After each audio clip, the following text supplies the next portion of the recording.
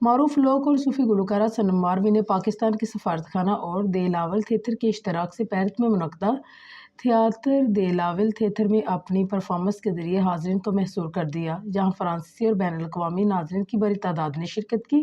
France میں پاکستان کے سفارتخانے سے جاری بیان کے مطابق پاکستان کے فرانس میں سفیر ممتاز زہرا بلوچ نے صنم ماروی اور ان کی ٹیم کی شاندار کارکردگی کو سراہتے ہوئے کہا ہے کہ پاکستانی موسیقی نے ایک بار پھر پیرس میں اپنی پہچان قائم کی ہے۔ انہوں نے کہا کہ آج کے دور میں ثقافتی سفارتکاری اقوام اور معاشروں کو قریب لانے کا بہترین ذریعہ ہے۔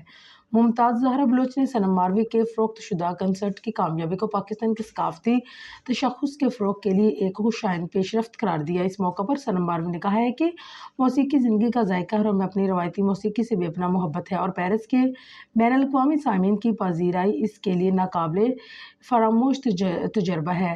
تھیاتر دی لاول کی انتظامیہ نے کہا ہے کہ صنم ماروی جیسے فنکاروں کی پیشکش فرانسیسی شائقین کو عالمی موسیقی سے لطف اندوز ہونے کا موقع فراہم کرتی ہے۔ کہا کہ موسیقی کی کوئی سرحد نہیں ہوتی۔ اس پروگرام کا مقصد بین الاقوامی فنکاروں اور اس کے ممالک کو فرانسیسی عوام سے متعارف کروانا ہے۔